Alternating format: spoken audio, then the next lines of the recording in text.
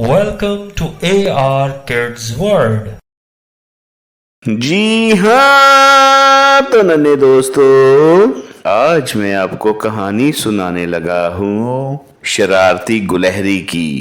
ایک شرارتی گلہری اپنی ماں کے ساتھ جنگل میں ایک درخت پر رہتی تھی۔ وہ ہر وقت کسی نہ کسی جانور کو تنگ کرتی رہتی تھی۔ اسے کوئی بھی موقع ملتا تو وہ شرارت کرنے سے باز نہیں آتی تھی۔ اس کی ماں اسے اکثر سمجھاتی رہتی تھی، لیکن شرارتی گلہری پر کبھی بھی اس کا اثر نہ ہوا۔ ایک دن ایک بندر درخت پر لیٹا سو رہا تھا کہ شرارتی گلہری کے ذہن میں ایک شرارت آئی۔ وہ بھاگی گئی اور بندر کی دم کو درخت کے ساتھ باندھ دیا۔ تھوڑی دیر بعد جیسے ہی بندر سو کر اٹھا تو وہ دم بدی ہونے کی وجہ سے لڑکھڑا گیا اور درخت سے نیچے گر گیا۔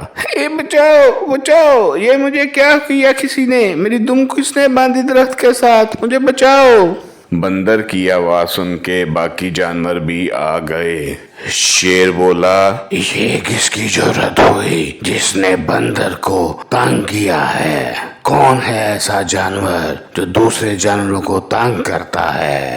ہرن بولا، بادشاہ سلامت ہو نہ ہو، یہ شرارتی گلہری کی ہی کام ہے، اسی کو شوق چڑھتا ہے شرارتیں کرنے کا۔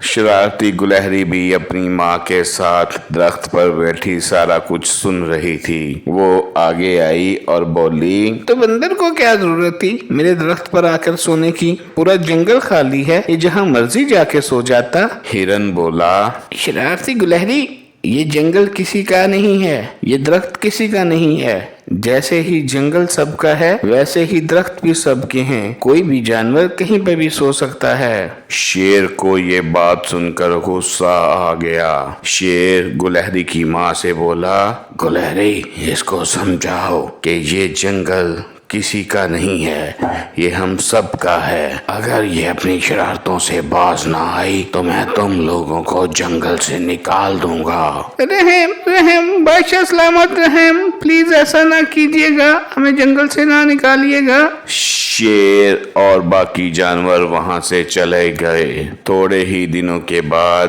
گلہری کی ماں کہیں جا رہی تھی۔ وہ شرارتی گلہری سے بولی، بات سنو، آج کہیں باہر مت جانا، میں کسی کام جا رہی ہوں اور گھر پر ہی رہنا۔ تھوڑی دیر بعد شرارتی گلہری کی ماں چلی گئی۔ شرارتی گلہری تھوڑی دیر تو چپ بیٹھی رہی، اس کے بعد وہ گھومنے نکل گئی۔ شام کو جب گلہری کی ماں واپس آئی تو وہ شرارتی گلہری کو نہ دیکھ کر پریشان ہوئی۔ وہ جنگل میں شرارتی گلہری کو ڈھونڈنے نکل پڑی۔ اس نے جب سب جانوروں کو بتایا کہ شرارتی گلہری گھر نہیں ہے تو سارے ہی جانور اس کے ساتھ مل کے ڈھونڈنے لگے۔ تھوڑی دیر بعد کوے نے دیکھا کہ ایک باز شرارتی گلہری کو اٹھا کر لے کے جا رہا ہے۔ کوے نے باز پر حملہ کر دیا۔ کوا اپنی چونچ سے اس کو مارنا شروع ہوا۔ جلد ہی باز نے شرارتی گلہری کو چھوڑ دیا۔ شرارتی گلہری نیچے کی طرف آ رہی تھی۔ جانوروں نے جلدی نیچے پتے اکٹھے کیے اور وہ نرم پتوں پر گر کر بچ گئی۔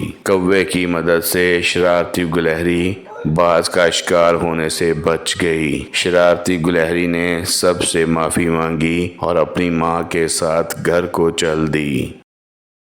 Please like, subscribe and share our channel with your friends, family and others. Thank you.